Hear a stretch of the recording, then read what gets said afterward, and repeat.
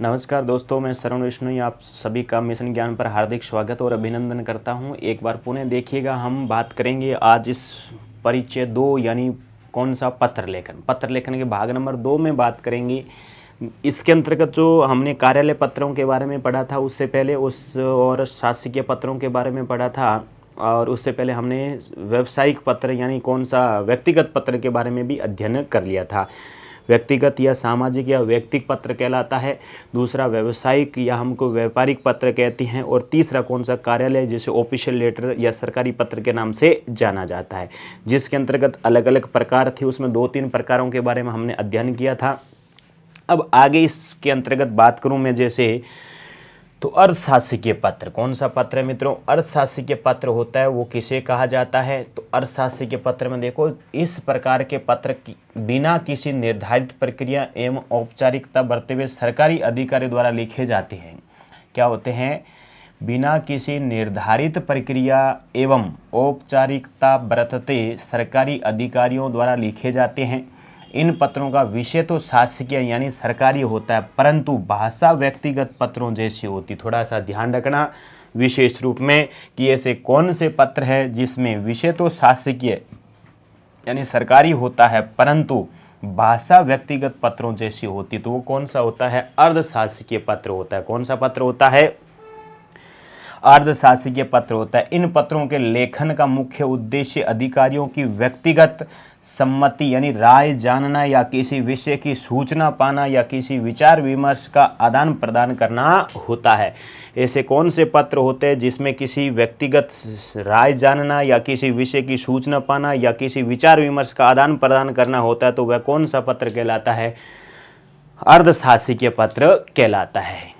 इसमें किसी अधिकारी का व्यक्तिगत ध्यान किसी खास मामले की ओर आकर्षित किया जाता है जिसकी क्रियान्वयन में विलंब हो गए हो, अन्यथा उसका अनुस्मारक भेजने पर भी समय पर उचित उत्तर नहीं मिला हो। ठीक है, यह पत्र उत्तम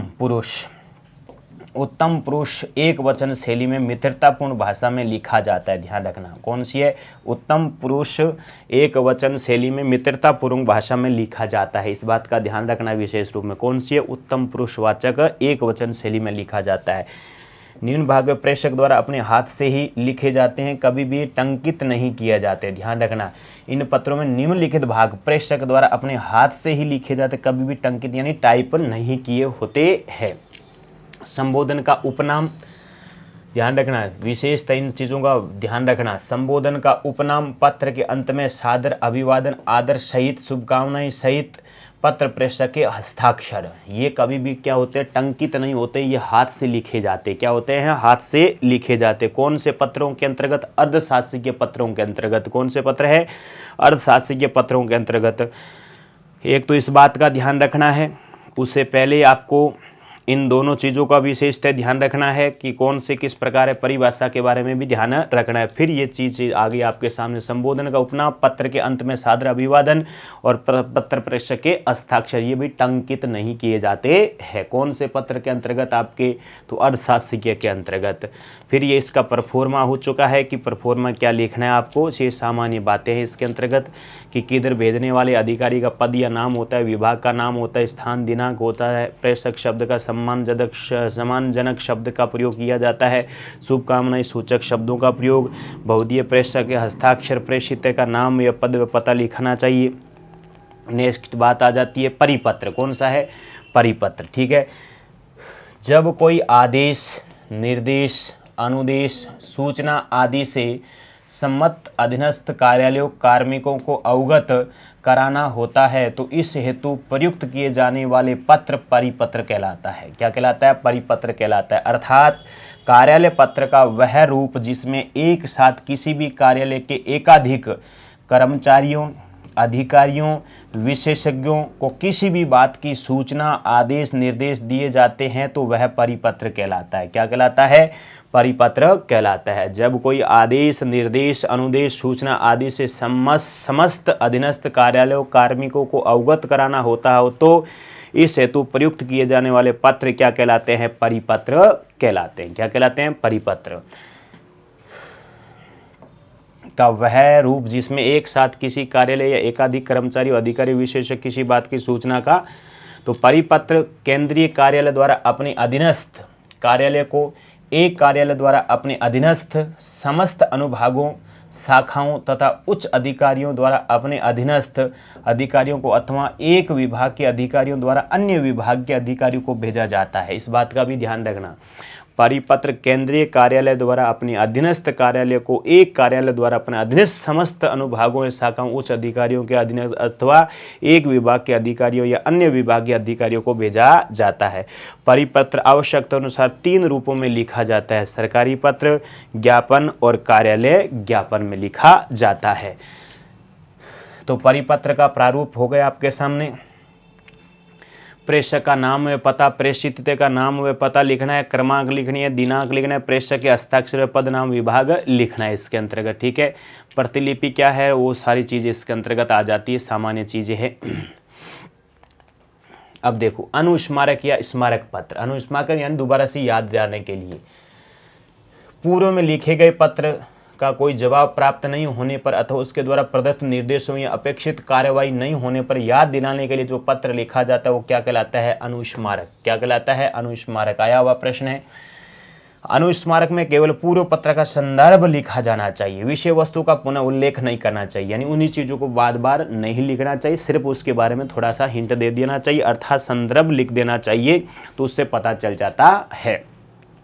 अनुस्मारक उसी प्रारूप में लिखा जाना चाहिए जिस प्रारूप में पूर्व पत्र लिखा था। विशेषता ध्यान रख लेना किसमें है? जिसमें पूर्व पत्र हमने लिखा है उसके बारे में ही ध्यान रखना है आपको। ये इसके अंतर्गत आपका दे रखा है भाई। फिर आ गया ज्ञापन। कौन सा? ज्ञापन।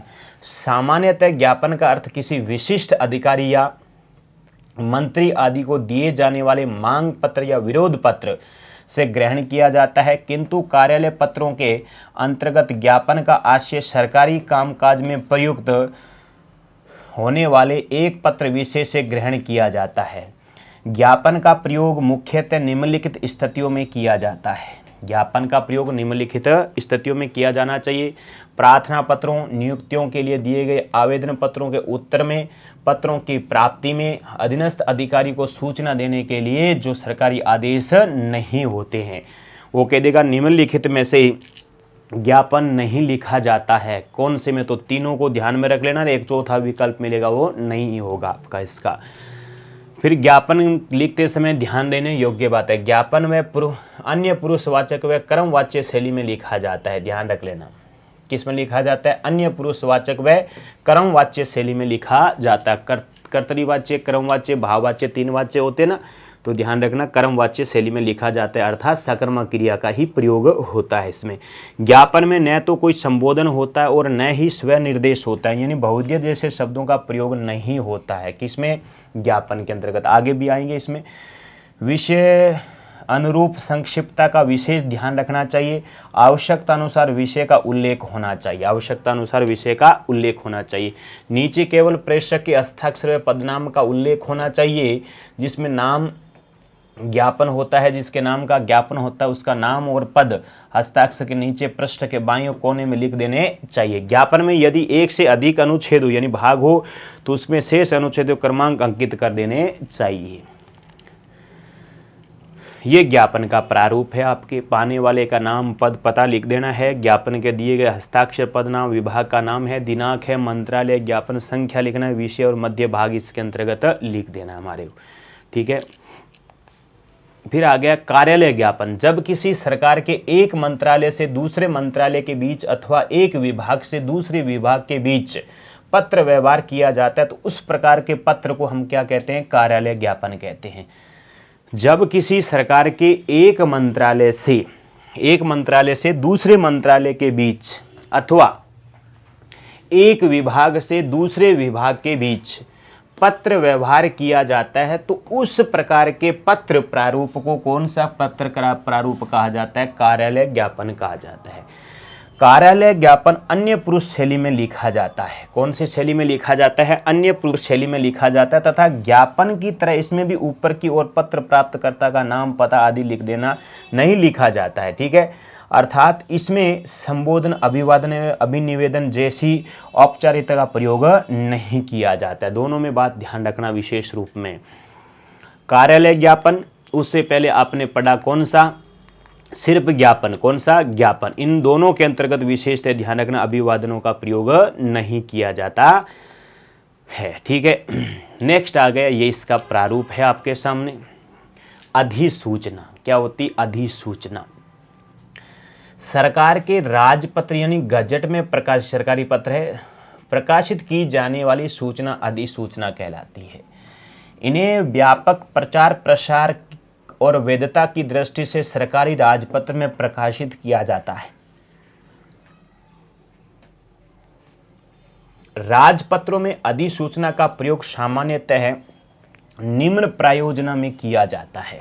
ठीक है, अधिसूचना प्रकाशित होती राजपत्र या गजट में प्रकाशित होती, इस बात का भी ध्यान रखना। सीधा सा प्रश्न आता है, राजपत्र में प्रकाशित या गजट में प्रकाशित सूचना क्या कहलाती है? वाक्यांश के लिए एक शब्दों में भी आता है तो क्या कहलाती है? अधिसूचना कहलाती। कौन सी है? अधिसूचना कहलाती है। अब ये कब कब इसका किस प्रयोजना में इसको प्रकाशित किया जाता है? तो नियमों, अधिनियमों, आदेशों, नीतियों और शक्तियों के लागू होने या उनके संशोधन की सूचनाएं प्रकाशित करने में इनका प्रयोग किया जाता है। उच्च अधिकारियों यानी राजपत्रित की नियुक्ति, प्रतिनियुक्ति, स्थानांतर, पदोन्नति आदि के लिए वेतन, सेवांति, अवकाश आदि से संबंधित सूचना प्रकाशित करने में किया जाता है इनका प्रयोग। अधिकारियों के कार्यभार एवं अधिकारी की सूचना प्रकाशित करने में किया जाता है। और अधिसूचना प्राय अन्य पुरुषवाचक शैली में लिखी जाती है। कौन शैली में लिखी जाती है? अन्य पुरुषवाचक शैली के अंतर्गत लिखी जाती है। ध्यान रखना विशेष रूप में। ये इसके अंतर्गत हमारा क्या रह गया? प्रारूप बता दिया है। और प्रारूप क्या देखो। फिर नेक्स्ट आ गई विज्ञप्ति। जन साधारण यानी आम व्यक्ति के लिए जारी की जाने वाली सूचना विज्ञप्ति कहलाती है। अधिसूचना एवं विज्ञप्ति में मुख्यतः यह अंतर होता है कि जब कोई सूचना राजपत्र में प्रकाशित की जाती है तो उसे अधिसूचना कहते हैं। यही सूचना सामान्य पत्रों में छापी जाती तो वो क्या कहलाती है? विज्ञप्ति कहलाती। क्या कहलाती है? विज्ञप्ति कहलाती। विज्ञप्ति जारी करने पर विभागों को निर्धारित शुल्क चुकाना पड़ता है। विज्ञापन एक निश्चित सुनिश्चित प्राप्त व्यवस्था एवं संक्षिप्त रूप में लिखी जाती है। ठीक है, विज्ञप्ति को तैयार करके इसके कवरिंग लेटर के साथ संकलन करके मीडिया कार्यालय में भेजा जाता है, जिसमें उसमें प्रकाशन की तिथि, दिनांक, समाचार पत्र की पृष्ठांक संख्या, जिस प्रकार प्रकाशित की जाती है उसका आकार आदि का उल्लेख होता है। जैसे आपने देखा होगा नए बैचों के स्टार्ट करने के कोचिंग के अंतर्गत जैसे वो आते ना, इस प्रकार की ये नया बैच अब से स्टार्ट हो रहा है, अब से स्टार्ट हो रहा है, तो आपने देखा होगा क्लासिफाइड के अंतर या पहले वाले पेज में बड़ा आता है, छोटा आता है, अलग अलग कोचिंग वाले देते हैं। तो उसमें ये सारी चीज़ें होती। देखो आपने देखा होगा कि कितने साइज का आना चाहिए, उसकी रेट क्या होती है, पहले रेट लेते हैं, फिर उसके अंतर्गत अलग अलग प्रकार से उसको डिज़ाइन करके भेज देते हैं कि 4x4 का, 5x5 का, या पूरा क्वार्टर पेज होता है या फुल पेज होता है, आगे वाला पेज, बीच वाला पेज, कौन से पेज में ये आपको ऐड देना है। ये सारी चीज़ें इसके अंतर्गत, दिन कौन से दिन को करना है, कितने दिन करना है, ये सारी चीज़ें यानी फिर इसके अंतर्गत ये आपके क्या हो गया? इसका प्रारूप माना जाता है। फिर आता है प्रेस विज्ञप्ति। किसी सरकारी अथवा गैर सरकारी संस्थानों द्वारा अपनी विविध गतिविधियों, आयोजना, नीतिगत निर्णयों, निश्चयों व्यापक प्रचार प्रसार करने के लिए समाचार पत्रों में जो संक्षिप्त एवं सारगर्भित रिपोर्ट तैयार की जाती है प्रेस विज्ञप्ति कहलाती है। प्रेस विज्ञप्ति समाचार के रूप में प्रकाशित एवं प्रसारित की जाती है। समाचार पत्रों में संपादक ने अपनी इच्छा अनुसार शीर्षक एवं स्वरूप देकर प्रकाशित करते हैं। ठीक है, मॉडिफाई करके दे देते हैं। अब आ गया पृष्ठांकन। जब किसी मूल पत्र को ही प्रेषक के पास वापस भेजा जा रहा हो अथवा उस पत्र की जानकारी के लिए या टिप्पणी के लिए किसी दूसरे मंत्रालय अथवा अधीनस्थ कार्यालय में भेजा जा रहा हो तो उस पत्र पर कार्यालय द्वारा की गई कार्यवाही को ही क्या कहा जाता है? पृष्ठांकन कहा जाता है। ठीक है, ध्यान रख लेना दोबारा से। जब किसी मूल पत्र को ही प्रेषक के पास वापस भेजा जा रहा हो अथवा उस पत्र को जानकारी के लिए या अन्य टिप्पणी के लिए किसी दूसरे मंत्रालय अधीनस्थ कार्यालय में भेजा जा रहा हो तो उस पत्र पर कार्यालय द्वारा की गई कार्यवाही को ही क्या कहा जाता है? पृष्ठांकन कहा जाता है। सामान्यतः सूचनार्थ एवं आवश्यक कार्यवाही हेतु प्रेषित की जाने वाली प्रतिलिपियां भी पृष्ठांकन के अंतर्गत स्वीकार की जाती है। सामान्यतः है सूचनार्थ एवं आवश्यक कार्यवाही हेतु प्रेषित की जाने वाली प्रतिलिपियां भी पृष्ठांकन के अंतर्गत आती है। ये इसके अंतर्गत दे रखा है आपका। अब आगे निविदा, ये आपने अखबारों के अंतर्गत देखी होगी। निविदा बहुत सारी आती है। टेंडर जैसे आमंत्रित नियत दर पर कार्य संपन्न करना या नियत मूल्य पर माल की आपूर्ति करना निविदा कहलाती है। अर्थात सरकारी गैर सरकारी कार्यालयों द्वारा सामग्री क्रय करने के लिए सक्षम समर्थ एवं मान्यता प्राप्त व्यक्तियों के संस्थाओं के निर्धारित शर्तों के अनुसार आमंत्रण पत्र भेजे जाते हैं या जिन्हें समाचार पत्रों में प्रकाशित करवाया जाता वह निविदा कहलाती है। जैसे टेंडर निकाले जाते हैं ना अलग अलग, जैसे पोषाहार के हो गए या अलग अलग टेंडर होते हैं, उनमें जैसे अभी मान लो ये आप रसोई इंदिरा रसोई वाला देख रहे हो तो ये अलग अलग टेंडर निकाले गए। निविदा में भेद निविदा के भेद। निविदा सामान्यतः 3 प्रकार की होती। देखो निविदा के प्रकार सीमित निविदा, खुली निविदा और अल्पकालीन निविदा। राशि इनकी अलग अलग राशि दे रखी है, कितने दिन के अंतर्गत दे रखी है, सारी ध्यान रखना भाई, आपको विशेषता ध्यान रखना। सीमित निविदा, खुली निविदा, अल्पकालीन। 20,000 से 30,000 है, 3 दिन का टाइम है। खुली निविदा है 30,000 से 1,15 दिन, 1 लाख से अधिक 1 माह। जब अत्यावश्यक परिस्थिति में निविदा आमंत्रित की जाती तो सामान्यतः खुली निविदा के लिए निर्धारित अवधि को कम कर दिया जाता है, लगभग आधा कर दिया जाता है। ऐसी निविदा अल्पकालीन निविदा कहलाती है। क्या कहलाती है? अल्पकालीन निविदा कहलाती है। निविदा लेखन में समय ध्यान रखने वाली बातें क्या है? एक अच्छी निविदा किस प्रकार से लिखी जाती है? कार्यालय का नाम व स्थान व पता होना चाहिए, पत्र क्रमांक व दिनांक होनी चाहिए, निविदा की संख्या होनी चाहिए, निविदा प्रस्तुत करने के दिनांक व समय होना चाहिए, निविदा खोलने की दिनांक, समय व स्थान, वांछित कार्य सामग्री का स्पष्ट उल्लेख होना चाहिए, कार्य पूरा करने का समय होना चाहिए, अनुमानित व्यय राशि होनी चाहिए, धरोहर राशि उसे जमा कराने की प्रक्रिया होनी चाहिए, निविदा प्रपत्र का मूल्यांकन होना चाहिए, निविदा जारी करने वाले अधिकारी के पद नाम सहित क्या होने चाहिए, हस्ताक्षर होने चाहिए। ठीक है, ये अलग अलग है कितने बजे से क्या है, आपको सारी चीज़ें करना है भाई। जैसे कार्यालय का नाम हो गया, सड़क निर्माण हो गई, कल्याण चिकित्सा राधा कृष्ण होते हुए लाल सिंह, ये सारी आपको अलग अलग, अनुमानित राशि क्या, धरोहर राशि क्या, कार्य पूर्ण करने की अवधि क्या, अलग अलग इस प्रकार से बताई जाती है इसमें। निविदा की सामान्य शर्तें क्या है? तार द्वारा भेजी निविदाएं मान्य नहीं होगी, ध्यान रखना। धरोहर राशि नगद डिमांड ड्राफ्ट से भी स्वीकार की जाएगी, चेक या अकाउंट पे ड्राफ्ट स्वीकार्य नहीं होंगे। किसी कारणवश निविदा विक्रय प्राप्ति खोलने की तिथियों को अवकाश घोषित होने की स्थिति में निविदा विक्रय प्राप्ति खोलने की तिथि अगले कार्य दिवस में होगी। बिना कारण बताए निविदा निरस्त करने पूर्ण अधिकारी अधो हस्ताक्षरकर्ता के पास सुरक्षित होगा। ठीक है, बिना कारण बताए निविदा निरस्त करने का पूर्ण हस्ताक्षर होगा। देख सकते हो आप, सादी बात है। ठीक है, अब आगे टिप्पणी लेखन या कार्यालय टिप्पणी। किसी भी विचाराधीन पत्र या आवेदन पत्र उसके निष्पादन को सरल बनाने हेतु सरकारी कार्यालयों में लिपिकों, कार्यालयों, सहायकों एवं कार्यालय अधीनस्थों, अधीक्षकों द्वारा जो प्रस्ताव राय प्रस्तुत की जाती है उसे कार्यालय टिप्पणी कहते हैं। कार्यालय टिप्पणी लिखते समय निम्न लिपिक, सहायक, अधीनस्थ को निम्न बातों का विशेष ध्यान रखना चाहिए।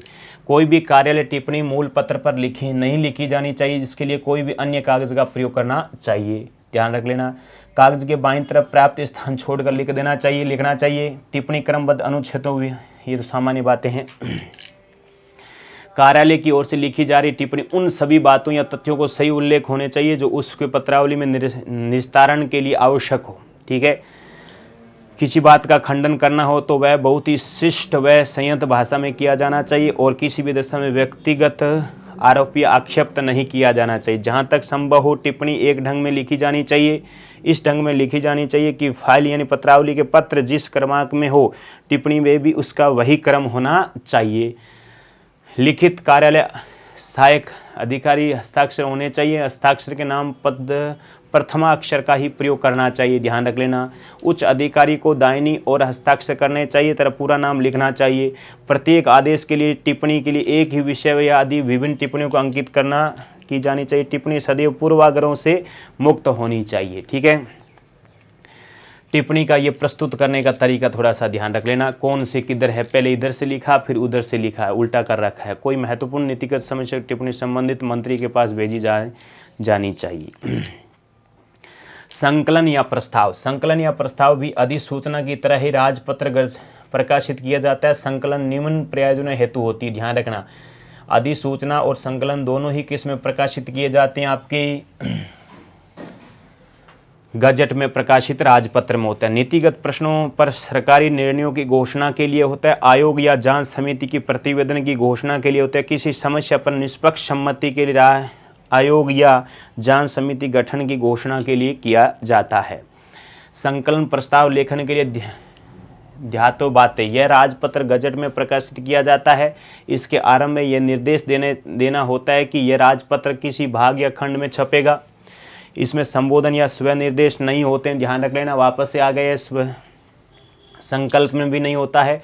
इसमें संयुक्त सचिव स्तर के अधिकारियों के हस्ताक्षर होते हैं। मसौदे में कहीं भी काट छांट नहीं होनी चाहिए, ये बात ध्यान रख लेना, कहीं भी काट छांट नहीं होती प्रस्ताव या संकल्प के अंतर्गत।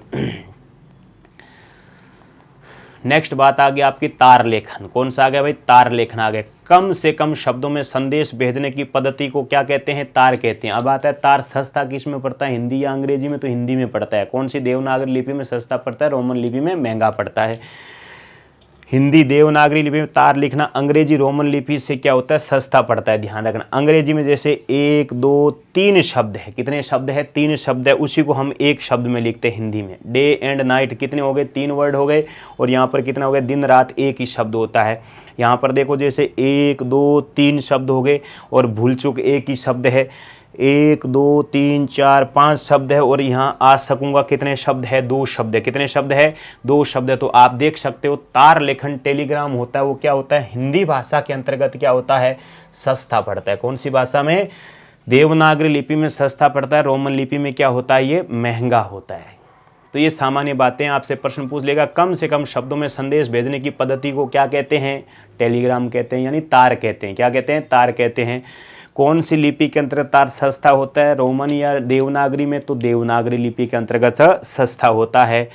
फिर आ जाता है, इससे पहले कौन सा था हमारा संकलन। इस ऐसे कौन से पत्र के अंतर्गत कहीं पर भी मसौदे में काट छाट नहीं होती, तो वो कौन सा संकलन या प्रस्ताव होता है। ये किस में प्रकाशित होता है, तो अधिसूचना की तरह गजट में या राजपत्र में प्रकाशित होता है। वो कौन सा होता है, संकल्प या प्रस्ताव होता है। इसमें स्वनिर्देश और संबोधन का प्रयोग नहीं होता संकल्प के अंतर्गत। उससे पहले ज्ञापन और प्रेस ज्ञापन वाला जो था ना, 2-3 और थे, उसमें भी नहीं थे आपके, तो ध्यान रखना इसके अंतर्गत। ये सामान्य बातें थी। इससे पहले हमने जो ये धरोहर राशि थी आपकी किस में, विज्ञप्ति के अंतर्गत। विज्ञप्ति को भी ध्यान में रखना, प्रश्न पूछा जाता है विज्ञप्ति किस प्रकार से लिखी जाती है, विज्ञप्ति को अंग्रेजी में क्या कहते हैं, हिंदी में, दोनों लैंग्वेजों को ध्यान में रखना विशेष रूप में। खुली निविदा या खुली निविदा के प्रकार कितने होते हैं, अल्पकालीन निविदा कौन सी होती है, कितनी राशि होती है, खुली निविदा की इनकी राशियों का भी ध्यान रखना, दिनों का भी ध्यान रखना है विशेष रूप में। सीमित निविदा कितनी राशि होती है, खुली निविदा भी 2 प्रकार की, 30,000 से 1 लाख और 1 लाख से अधिक वाली होती है। ठीक है, ये सामान्य बातें हमने इसमें पत्र लेखन के अंतर्गत पढ़ा है। अब आपको पुराने इसके थ्योरी पढ़ के ध्यान रखना, क्या थ्योरी पढ़ के आपको क्या करना है, पुराने जो प्रश्न है उसको निकालने की कोशिश करना। तो इसके साथ में ही ये आपका पत्र लेखन का पूरा चैप्टर पूरा हो जाता है। और इस अंक में बस इतना ही। नमस्कार, धन्यवाद, राम राम, शबै जमा झम भमा भम करते रहो।